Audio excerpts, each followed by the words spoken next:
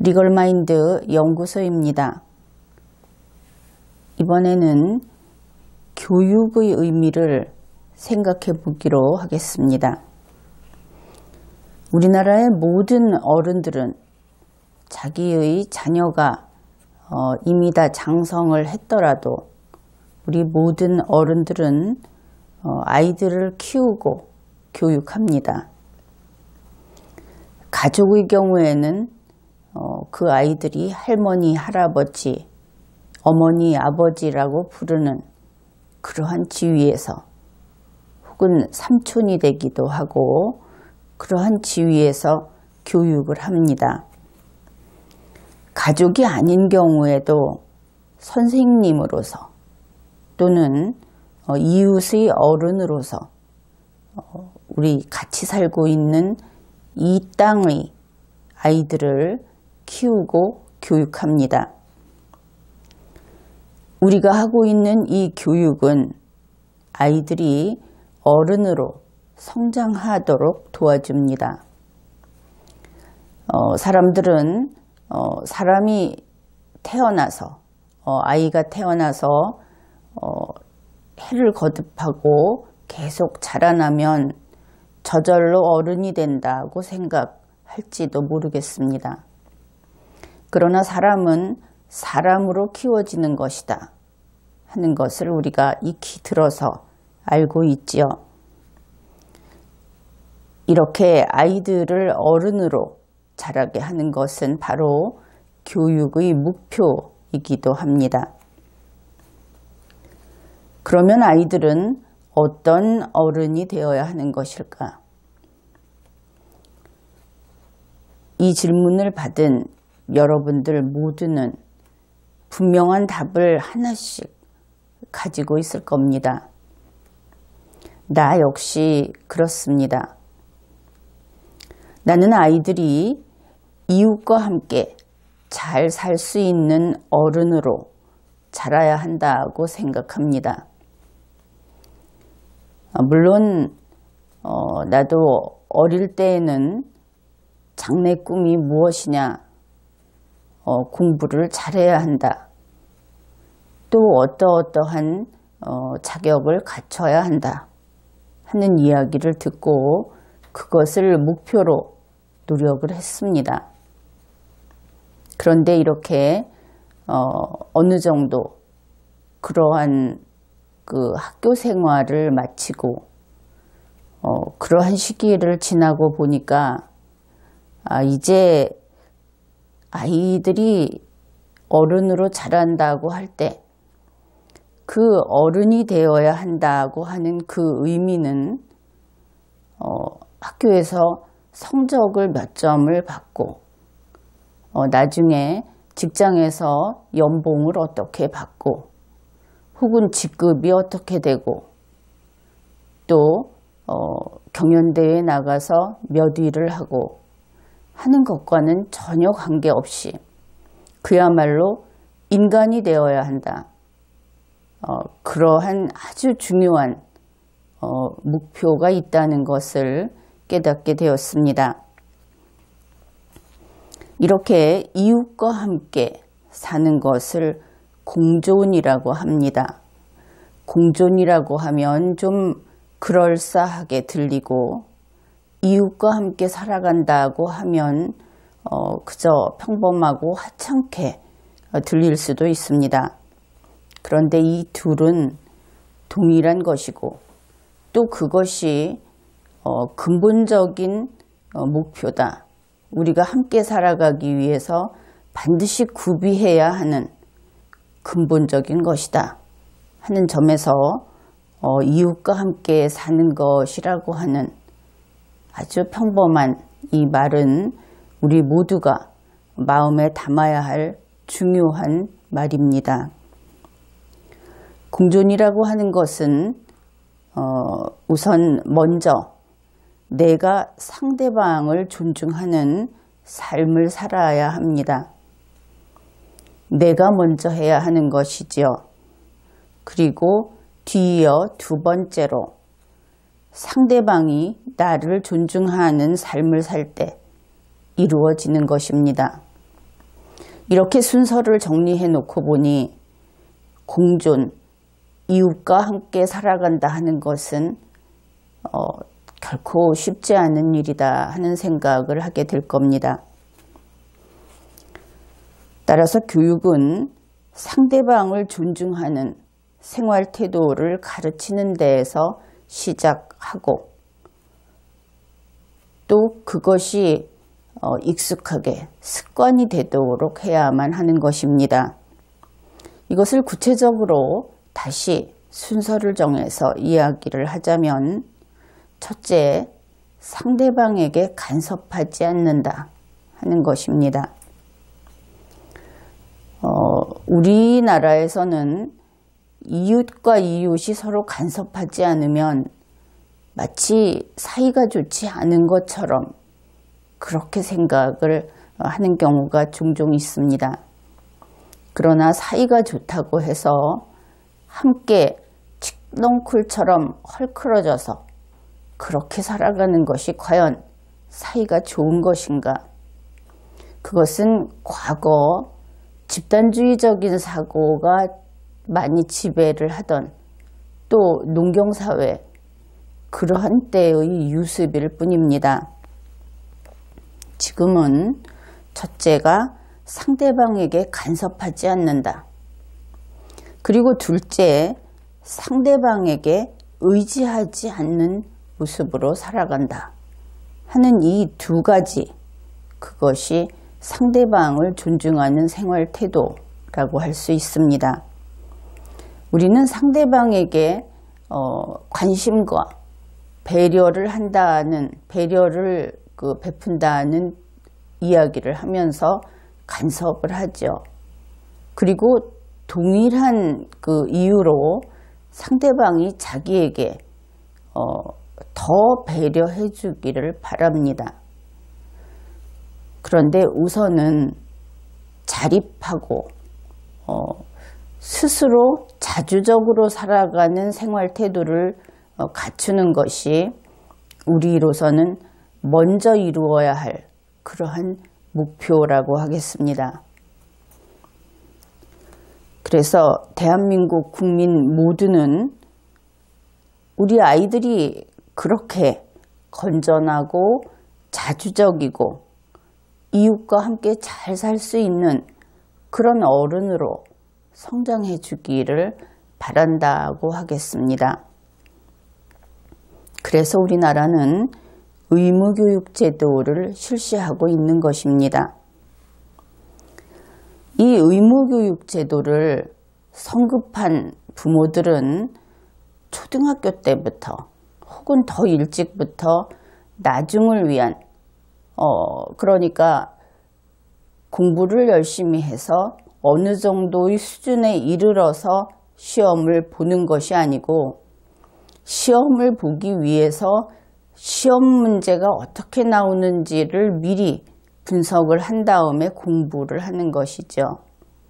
그러면 이 둘 차이는 어떻게 되는 것일까? 스스로 공부를 한 사람은 공부하는 법을 압니다. 우리가 이 강의에서 누누이 이야기를 했듯이 글을 읽을 줄 알게 되는 것이죠. 그리고 글을 쓸 줄 알게 됩니다. 말을 할 줄 알게 되고 말을 듣고 이해할 줄 알게 됩니다. 그것이 공부인 것이죠. 그런데 시험 준비를 하면서 십몇 년의 세월을 보내는 우리 청소년들은 그 과정을 거쳐서 무엇을 하느냐? 그들은 시험을 잘 볼 줄 알게 됩니다. 그래서 심지어 현재 대통령이나 청와대에 있는 사람들이나 이러한 사실은 아주 뛰어난 능력을 갖추고 있어야 하는 그런 고위직의 공무원들조차 글도 못 읽고 못 쓰고 말도 못 알아듣고 제대로 못하는 이런 상황이 되어버린 것입니다. 가정교육과 의무교육을 비롯한 학교교육 그리고 사회교육은 결국 이러한 능력, 의사소통 능력과 이웃과 함께 사는 법을 가르치는 것입니다. 공존을 위한 교육은 그 내용도 역시 공존을 위한 것이어야 하겠습니다. 대한민국 헌법은 한 사람도 빠짐없이 모든 국민을 다 존엄한 인간으로 존중할 것을 규정합니다. 인간이 존엄하다 하는 것은 그가 사형수여도 존엄하고 그가 문재인 대통령이어도 존엄합니다. 또 현재 그 문재인 대통령의 그 열성적인 팬들이 증오해 마지 않는 박근혜 전 대통령도 당연히 존엄하죠. 헌법이 이렇게 규정하는 까닭은 우리 헌법의 이상, 다시 말해서 꿈이 우리 국민이 행복해지는 것이기 때문에 그렇습니다. 우리가 아이들을 이웃과 함께 잘 살 수 있는 어른으로 키우는 교육을 하는 것은 바로 우리 아이들이 이렇게 존엄한 인간으로서 행복하게 살기를 바라기 때문입니다. 사람은 조화와 질서 속에서 마음이 편안해지고 행복을 느끼게 됩니다. 매일매일의 생활 속에서 조화와 질서는 어떻게 나타나는가? 그것은 특별한 어떤 거창한 모습으로 나타나는 것이 아닙니다. 바로 이웃과의 원만한 관계라는 모습으로 나타나는 것이지요. 이것을 다르게 표현하면 다른 사람과 충돌하지 않기라고 할 수 있겠습니다. 이웃이라고 하면 꼭 그 옛날 동네에서 옆집을 생각하기 쉬운데 오늘날 이웃은 같은 사무실에서 근무하는 동료, 경쟁관계에 있는 상대 그 업체 사람, 또 학생이라고 하면은 학교에 있는 같은 친구들, 이 모든 것이 그런 사람들이 다 이웃이 되겠죠. 다른 사람과 충돌하지 않기 위한 이러한 조화와 질서의 원리를 바로 리걸마인드라고 부르는 것입니다. 대한민국에는 5천만 명이 넘는 그렇게 많은 사람이 이웃으로 살고 있습니다. 매일 마주치는 것은 아니지만 어제 마주친 사람, 또 내일 마주칠 사람, 누가 누구일지 예측도 할 수 없는 그러한 사람들이 모두 우리의 이웃인 것이지요. 그리고 이 5천만 명이 넘는 많은 이웃이 좋은 이웃으로 살아가려면 리걸마인드를 지켜야 하는 것입니다. 우리가 건널목에서 빨간 신호등이 켜져 있으면 멈춰서서 신호등이 바뀔 때까지 기다립니다. 그렇지만 아무도 그러한 일로 인해서 자신의 자유가 속박된다고 생각하지는 않죠. 또 긴 행렬에서 줄을 서서 기다릴 때도 있습니다. 그럴 때 내 앞에 서 있는 사람이 나의 기회를 빼앗았다. 이렇게 생각하는 사람도 없습니다. 약속을 지키고 상대방을 존중하면 질서가 유지됩니다. 그리고 이웃과 충돌하지 않는 조화로운 관계를 유지할 수 있습니다. 리걸마인드 교육은 이렇게 약속을 지키고 상대방을 존중하는 태도를 두뇌의 논리 회로로 형성시키는 교육입니다. 그러면 이러한 교육은 어떤 방식으로 시행되어야 하는 것일까? 삶을 긍정적인 눈으로 바라보는 사람은 독립적이고 당당하고 그리고 자신감 있게 살아갑니다. 바로 이런 삶의 태도를 지닌 사람이 자주적이고 용기가 있으며 창의성을 발휘합니다. 어떤 사람은 인생을 전쟁터에 비유합니다. 치열한 경쟁 속에서 승리하면 살아남고 패배하면 죽는다는 각오로 살아야 한다는 것입니다.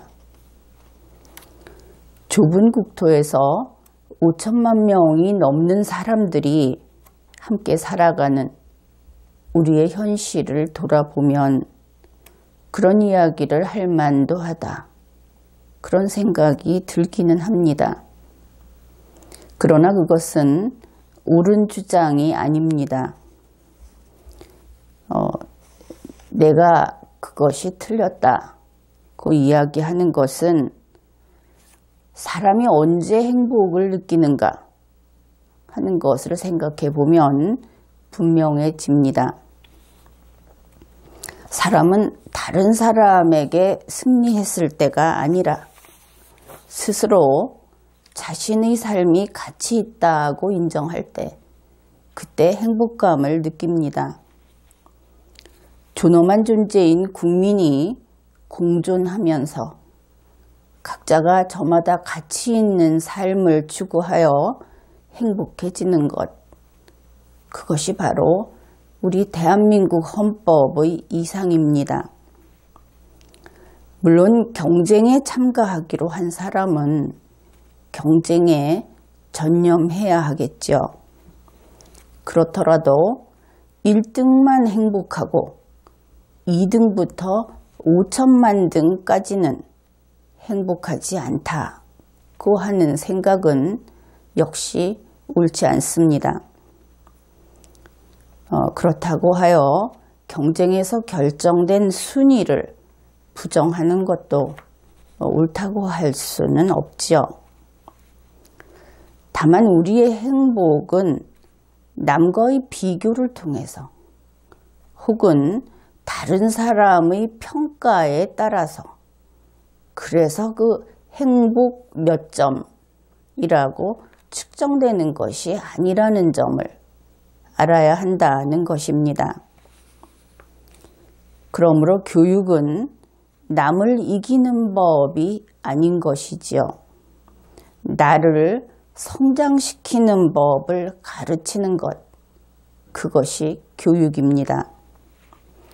교육은 세상을 비판하는 법이 아니라 세상을 배우는 법을 다루어야 합니다.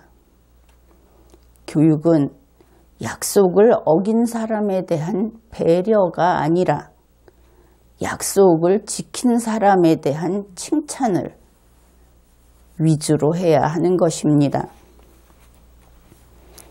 지금까지 교육에 대하여 이야기를 했는데 교육은 아이들만을 위한 것은 아닙니다. 사람이 살아간다고 하는 것은 배우고 깨달아가는 것이다 라고 할 수 있죠.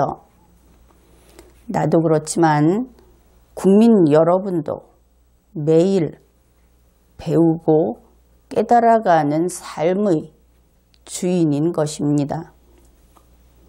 자기 자신을 위한 교육에는 특별히 공부라는 이름을 붙이면 좋을 듯 합니다.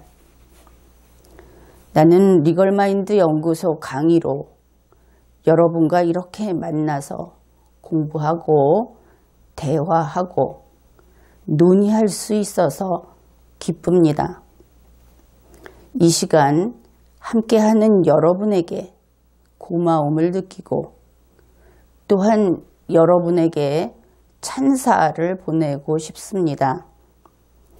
우리가 엮어가는 이 시간만큼 대한민국이 수준 높은 곳으로 고양된다는 의미에서 드리는 찬사입니다. 나는 여러분이 비속어를 사용하거나 인간의 존엄함을 부정하는 것을 허용하지 않습니다. 나는 이 채널의 몇 가지 형태의 강의에서 균형 잡힌 톤과 속도를 유지하고 있습니다. 그것이 소란한 세상 속에서 흐트러진 두뇌 리듬을 바로 잡는 데 도움이 될 것이라고 생각하기 때문입니다. 논리력을 향상시키려면 긍정적이면서도 장중한 고요를 습관화해야 합니다. 그런 의미에서 이 강의에 참가하는 국민들에게 리걸마인드 연구소의 균형 잡힌 톤과 속도에 적응할 것을 권합니다. 말없이 타자를 치는 방식의 강의의 경우에도 나는 여러분과 그 어절과 어절 사이를 흐르는 시간을 함께 하면서 대화를 나누고 있는 것입니다. 그것 역시 여러분이 적응을 하게 되면 그것이 특별한 사고력 훈련이다 하는 것을 느끼게 될 겁니다. 이곳에서는 상대방을 존중하고 세상에 바른 질서가 존재한다는 것을 인정하는 사람의 시각에서 이야기를 주고받습니다. 대한민국은 지옥이 아니라 우리가 성실하게 살기만 하면 각자의 꿈을 이루고 행복해질 수 있는 건전한 나라라는 것을 보여줍니다. 이러한 공부로 아이들은 자주적이고 용기가 있으며 창의를 발휘하는 어른으로 성장할 수 있고 우리 어른들은 거대한 산처럼 든든한 자신감과 안정감을 지니게 될 것입니다. 여러분, 함께 공부해서 오늘보다 더 나은 내일을 만드는 논리적인 국민이 되기로 합시다. 이번 회에는 여기까지 하겠습니다.